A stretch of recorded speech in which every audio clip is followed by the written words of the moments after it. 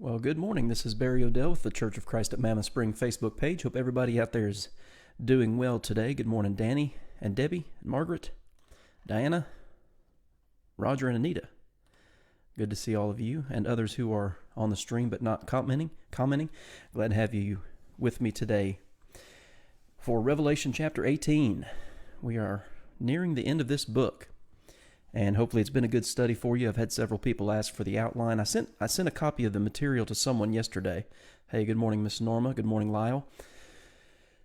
I sent a copy of the material to somebody, I think it was yesterday, and it wouldn't come through. So I'm going to, when this is all finished, I'm going to go back through the material. I'm going to create it or format it into a PDF, make sure everything's correct, and then send it out to those who want it. I know some got it, but I don't know what.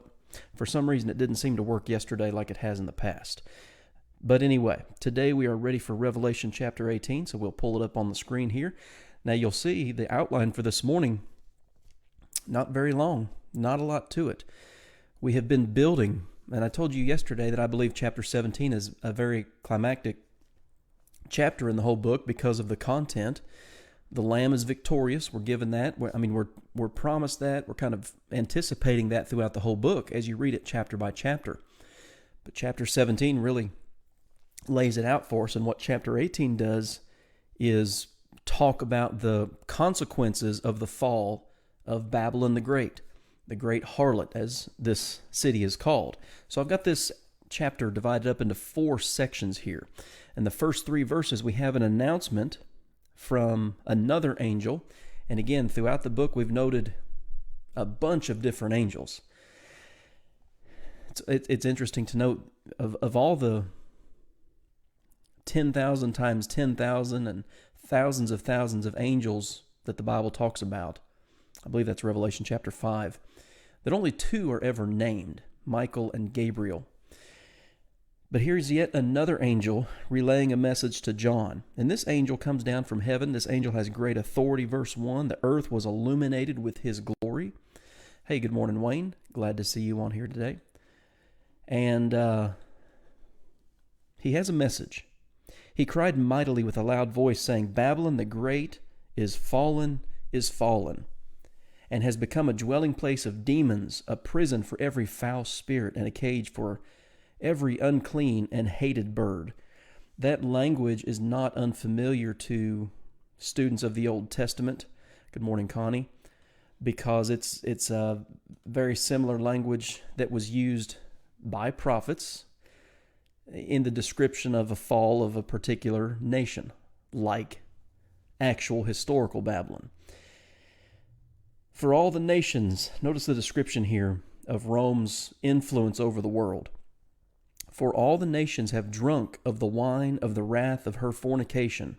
The kings of the earth have committed fornication with her, and the merchants of the earth have become rich through the abundance of her luxury. And again, that just further nails down who Babylon is referring to. That language, I don't know that I've talked about this yet throughout this study, but the repeated use of Babylon. Babylon was a world empire, of course.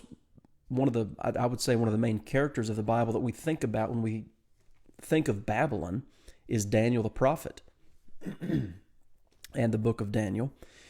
And of course, the Babylonian Empire was overtaken by the Medes and the Persians during Daniel's lifetime, and that's recorded for us throughout that book. So when we read about Babylon, we're not talking about the place that's over on the Euphrates River, that's far east of Jerusalem, and Palestine, that's even farther east from Rome. It's language that's used throughout the book of Revelation describing the enemy of God's people, the persecutor of God's people. You think what Babylon did to Jerusalem on 3 different attacks under the hand of Nebuchadnezzar, 606, 597, 586 BC, on those 3 occasions. And you can read chapters like 2 Kings 23 and 24, 2 Chronicles 35 and 36, and you get some insight into what took place during those days. They were the enemy of God's people and a punisher of God's people. Well, that's what's going on in the first century with Rome. They are terribly persecuting God's people. So this language is employed from the Old Testament. And again, that's one of the main points that I've tried to emphasize throughout our study of Revelation, is the fact that if you're not really familiar with the Old Testament, you're going to struggle with the book of Revelation, because there are literally hundreds of references or allusions to Old Testament places and events and things of this nature. So if we don't know that, we'll really struggle with Revelation. But again, verse 3 indicates that this Babylon the Great has had a worldwide impact and has affected a lot of people. So verses 4 through 8, the angel who has announced in verses 1 through 3 that Babylon has fallen, now John hears another voice from heaven saying, Come out of her, my people, lest you share in her sins and lest you receive of her plagues. So this is a word of warning to God's people in the world, that they, kind of like we talked about back in earlier chapters, if you're going to receive the mark of the beast, that is, if you're going to identify yourself with the beast, with the dragon, okay, with Satan and with his allies, you're going to have trouble. You're going to be held just as accountable as the city of Babylon or the city of Rome itself is. So get out. Don't be involved with this. I think of a passage like 2 Corinthians chapter 6 and verses 14 through 18, where God's people are called out to be separate from the world. Why should God's people come out here? Well, look at Revelation 18, verse 5. For her sins have reached to heaven, and God has remembered her iniquities. Again, if you're familiar at all with the Old Testament, that is very familiar language to you. I was trying to pull up the word there. Very familiar language to you if you know the pronouncements of judgment against not only Judah and Jerusalem and Israel under the Old Testament through the prophets, but also of other places like Babylon and Egypt, Edom, all these nations that were pronounced guilty by God that would be judged. Their sins had reached unto heaven. Another way this language sometimes is used, or language like this is used, one king that comes to my mind from Judah is the king Manasseh. And you read about him and towards the end of 2 Kings and towards the end of 2 Chronicles, the Bible says that he filled Jerusalem with blood from one end to the other. Now, does that mean literally that blood was flowing through the streets from one end of the city to the other? Well, of course not. It's just talking about how wicked he was. Well, here, Rome, her sins have reached to heaven, and God has remembered her iniquities. He's going to take action against them. Render to her just as she rendered to you, and repay her double according to her works. In the cup which she has mixed double for her. We've talked about the unmixed wine of God's wrath that's going to be poured out. And now you have this concept of a double rendering, or a double amount, if you will, according to her works. And it's not saying you punish her more than she's guilty of or anything like that, but this concept of double, it's also mentioned in Isaiah chapter 40 and verse 2. This, in other words, this would be a judgment that would balance the scales. The scales are way out of balance in terms of what God's people are going through, in terms of, again, the sins of Babylon who had reached to heaven. The scales need to be balanced. She's going to receive the full measure of God's wrath, and that's the idea there at the end of verse 6. In the cup which she has mixed double for her. Again, a common practice of that day when they were drinking beverages that were made or produced from the wine, they would dilute it. He said, don't dilute it at all here. You're facing God's wrath. Mix it double. In the measure that she glorified herself and lived luxuriously, in the same measure give her torment and sorrow. For she says in her heart, I sit as queen, and am no widow, and will not see sorrow. Therefore her plagues will come in one day, death and mourning and famine, and she will be utterly burned with fire, for strong is the Lord God which judges her. So again, just descriptive of the totality or the fullness, the completeness of God's judgment against Rome here. And you notice how it says it there in verse 8. Her plagues will come on her in one day. Now, throughout the chapter, in fact, I have it here in your outline, you have this one day mentioned in verse 8, and then 3 times you have the judgment mentioned as being in 1 hour, verses 10, 17, and 19. And that's not talking about the duration of God's judgment on Rome. It's talking about the surety of it. It's talking about the fact that this is going to happen. There's no escaping it. So we need to understand that. So verses 4 through 8, the angel warns the people of God not to get caught up in the sins of Rome. And then we have in verses 9 through 19, you see the far-reaching impact of the fall of the Roman Empire. We're probably not going to read all of these verses, but we'll notice several things. The kings of the earth who committed fornication and lived luxuriously with her will weep and lament for her. The way I parallel that, or the way I think about it is, I don't think any of us are naive about how politics works. All right, we're very divided in this country. There's no question about it. We know the game of politics. It's played around the world. It's played by all the nations. They cheat one another. They'll help one another. Whatever's beneficial for them, they will do. This is nothing new. I mean, this was happening 2,000 years ago with Rome. But when a powerful nation in the world, when an influential and wealthy nation in the world falls to its knees, it has a worldwide impact. It affects a lot of people. And so these kings of the earth lived in luxury. They took advantage of the situation that Rome presented to them.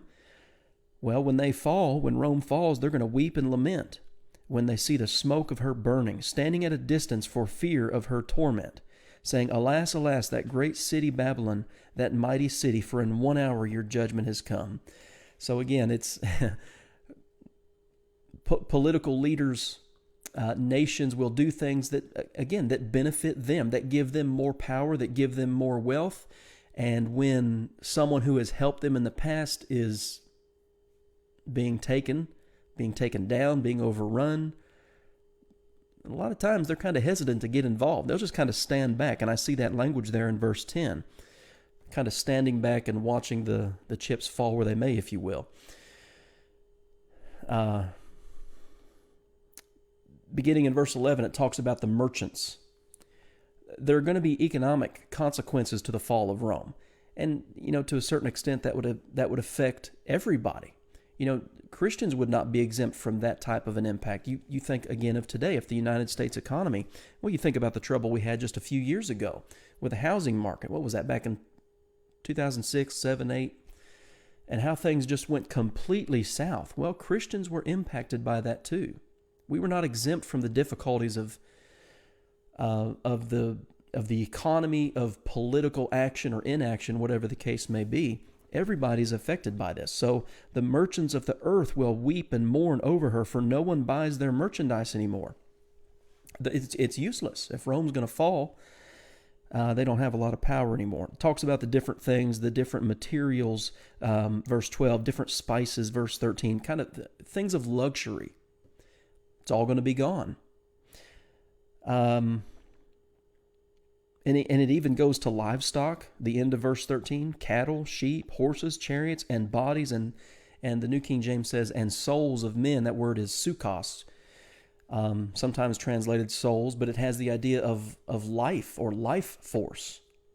Slave trade, things like this. Every aspect of the economy, both in Rome and worldwide, would be impacted by her fall. Fruit, again, so many different areas of life are going to be impacted by this fall. You get to verse 17, for in 1 hour such great riches came to nothing. Every shipmaster also who travel by ship, sailors and as many as trade on the sea, stood at a distance and cried out when they saw the smoke of her burning, saying, "What is like this great city?" Again, it impacts their pocketbook. It impacts their bottom line, as we say. But they're not going to get involved. They don't want to go down as Rome went down. So that's verses 9 through 19. The fall of Rome would have an impact on merchants, and they will mourn her fall. But I want you to notice the reaction of God's people, verse 20. Rejoice over her, O heaven, and you holy apostles and prophets, for God has avenged you on her. God has taken action. Now, I want to do this just really quick. God has avenged you on her. So if I turn back to Revelation chapter 6, when John is seeing those 7 seals opened, you remember from that scroll that God had in his right hand on the throne. Remember, the Lamb was the only one worthy to open these seals. One of the seals that John saw opened, the 5th seal, Revelation 6, beginning in verse 9. When he opened the 5th seal, I saw under the altar the souls of those who had been slain for the word of God and for the testimony which they held. And they cried with a loud voice, saying, How long, O Lord, holy and true, until you judge and avenge our blood on those who dwell on the earth?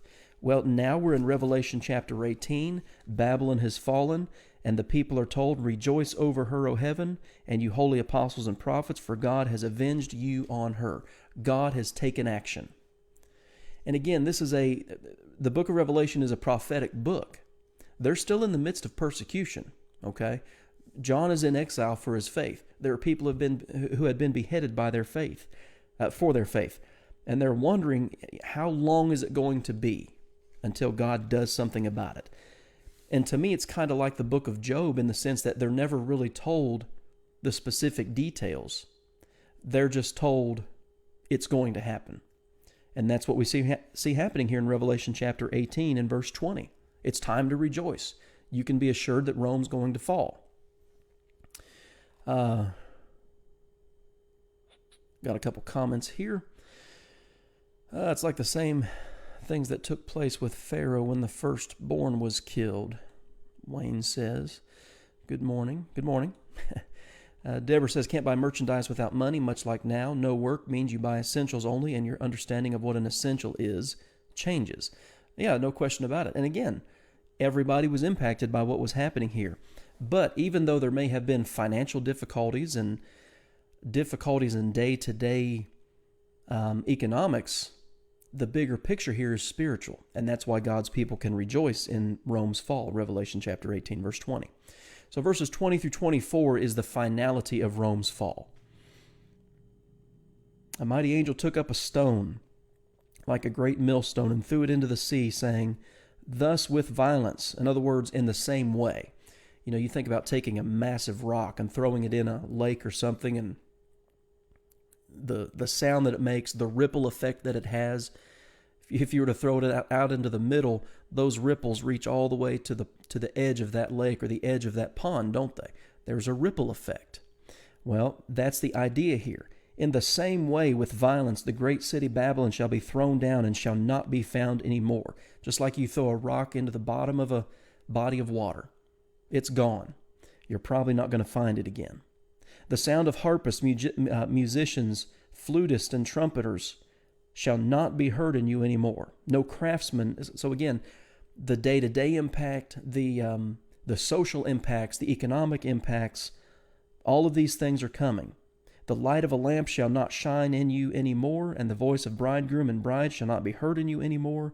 For your merchants were the great men of the earth, for by your sorcery all the nations were deceived. That's kind of an interesting contrast to me, because earlier in the chapter we're talking about the raw materials, the spices, and even the slave trade. Things like this are mentioned that would be impacted. People's wealth would be impacted, their pocketbook, as we say. But here in verse 23, for by all your sorcery all the nations were deceived. To me, that's like 1 Timothy chapter 6, verses 9 through 17, when Timothy, or Paul, rather, writing to Timothy, and I understand it was written to a Christian and about Christians, but don't trust in uncertain riches, because those things are deceptive. Why are riches uncertain? As Paul says there in 1 Timothy 6 to Timothy. Well, because you may be wealthy and go to bed tonight and never wake up again. You think of the Great Depression, the run on the banks. What was that, 1929? The economy can be uncertain. I mean, I've seen it in my lifetime. We all have at different times, even in the United States of America. We've seen how things can be impacted so quickly and seemingly so easily. I mean, think about what the virus has done over the last, 7 months? And how it's affected so many people.